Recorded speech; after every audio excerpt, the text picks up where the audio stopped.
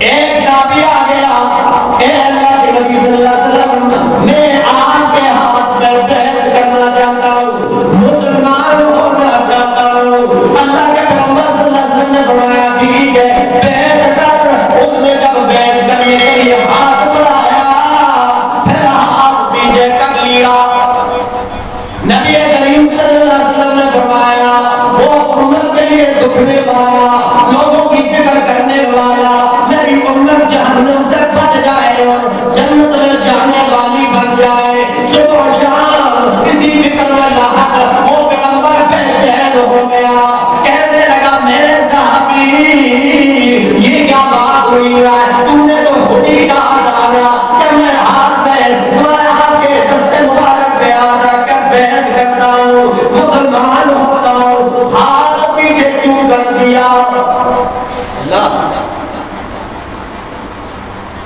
کہنے لگا اے اللہ کا پیغمبر میں تو بیعت کر کے مسلمان تو ہونا چاہتا ہوں، لیکن دل میں خیال آتا ہے کہ اسلام سے پہلے تو میں بڑے بڑے گناہ کر چکا ہوں، بڑے بڑے گناہ کر چکا ہوں، اے اللہ کا پیغمبر یہ نہ ہو میں اسلام بھی لے آؤں اور میرے گناہ بھی اللہ کے دربار میں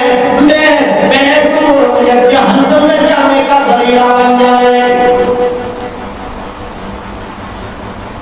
نبی کریم صلی اللہ علیہ وسلم نے فرمایا تو بیٹا جیسا بھی تو کلمہ پڑھے گا ادھر اللہ کریم نے فرما دیا الاسلام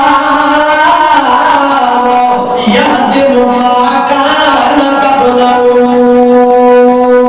فرمایا اسلام کی برکت سے اللہ کریم تمہارے پچھلے گناہوں کو معاف کر دے گے،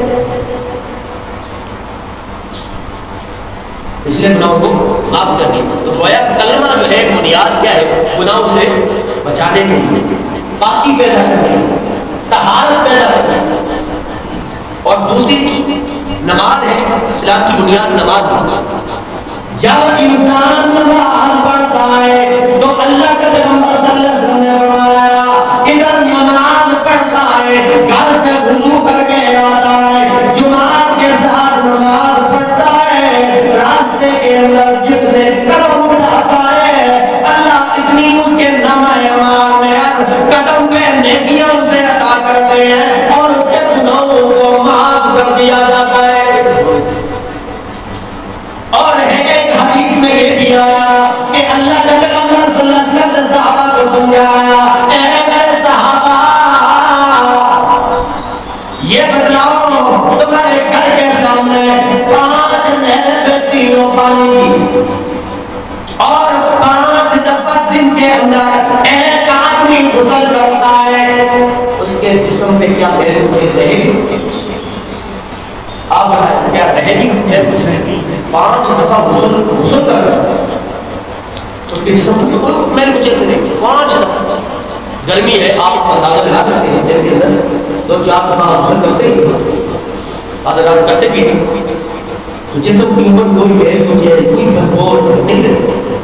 نبی کریم صلی اللہ علیہ وسلم نے فرمایا اے میرے صحابہ کی مثال ہے کہ تو اگر 5 نمازیں ادا کرتا ہے مجھے اپنے جلال کی قسم ہے اس کے نامہ اعمال میں کوئی بھی گناہ باقی نہیں رہتا۔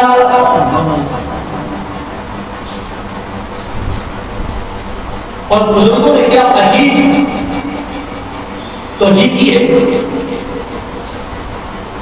کہ ہمیں کس طرح پتہ چلے گا، کسی کو پتہ نہیں کہ ہمارے اعمال قبول ہوئی ہے۔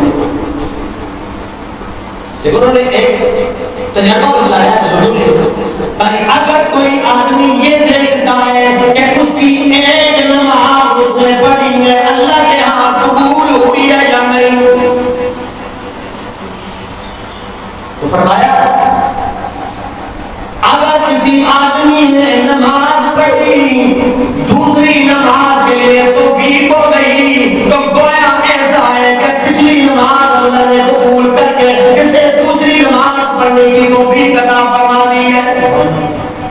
جمعہ آپ نے پڑھا ہے، اصل کی نماز پڑھنے کی توفیق نہ ہو تو گویا جمعہ آپ کا اللہ کیا کرے. اثر کی نماز کسی نے پڑھی اور صحیح آدمی اور انتظاری سے پڑھی مغرب کی نماز جو ہے اللہ نے توفیق عطا فرما دی گویا اثر کی نماز اللہ نے قبول کر دی. یہ بزرگوں کے تجربات ہے. تو نماز کی گناہوں سے بچانے کے لیے اور تیسری بنیاد اسلام کی ہے روزہ. روزے کے متعلق اللہ کے رسول صلی اللہ تعالی علیہ وسلم نے فرمایا من صام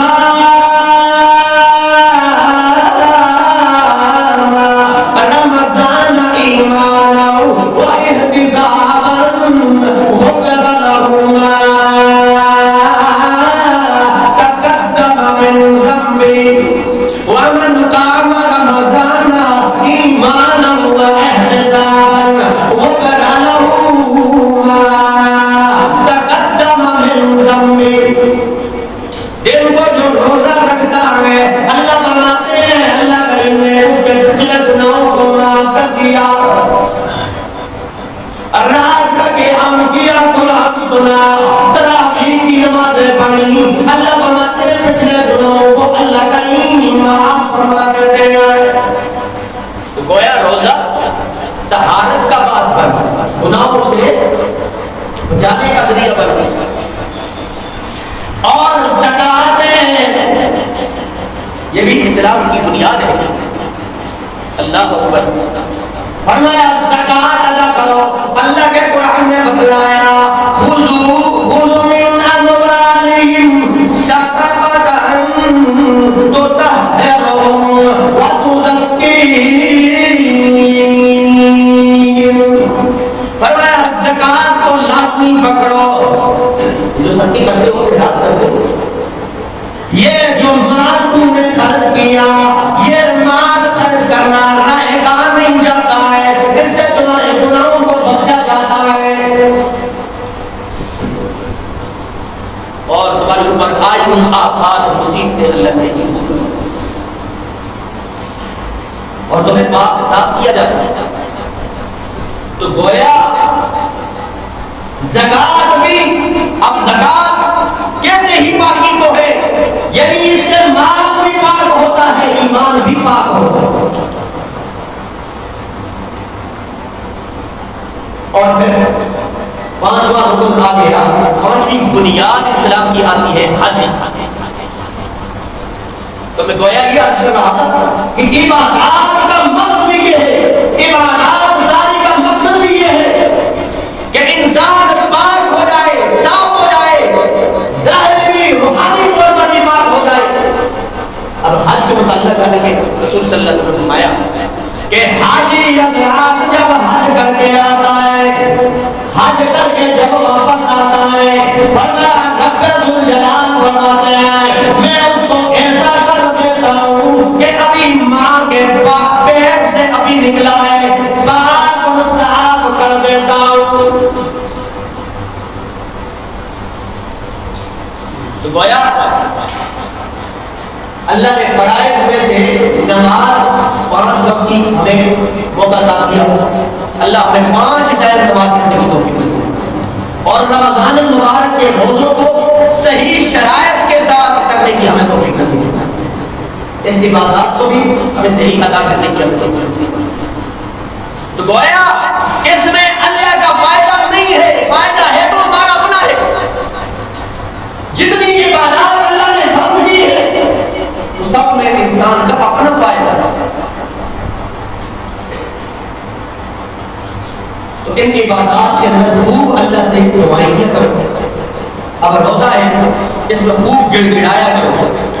افطار کے ٹائم دعا قبول ہوتی ہے جمعے کے دن دعائیں قبول ہوتی ہیں اور ہمارے پاس ٹائم عبادات آپ دیکھیں نماز کے لیے مسجدیں خالی ہیں بازار بنے ہوئے ہیں لاپ کے لیے میدان کھیل کے بنے ہوئے ہیں. اسلام کے ساتھ ہمارا تعلق ہے ہم مسلمان ہیں.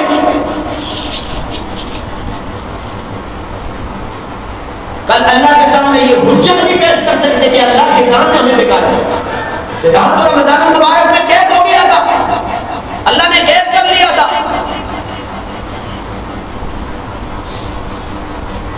اس لیے اللہ سے گڑ گڑاؤ، معافی مانگنے کا ٹائم ہے. اور اللہ کے رسول صلی اللہ علیہ وسلم کا رمضان، جس نے رمضان کا مبارک مہینہ پایا اور روزے اللہ سے اپنے گناہوں کو بخشوا نہ سکا، فرمایا ایسے آدمی پہ اللہ کی لعنت ہے. ایسا آدمی ہلاکت کے قابل ہے، تباہی کے قابل ہے، ناکامی کے قابل ہے.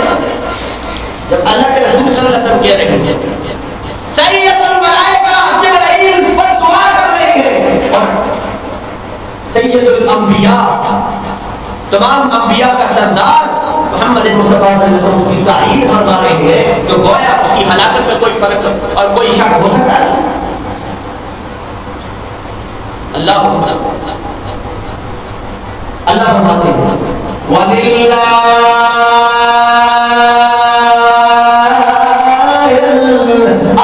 الْأَسْمَاءُ الْحُسْنَى، اپنے رب کو پکارو، اچھے اچھے ناموں سے پکارو. خوف ہونا چاہیے، ڈر ہونا چاہیے، دل میں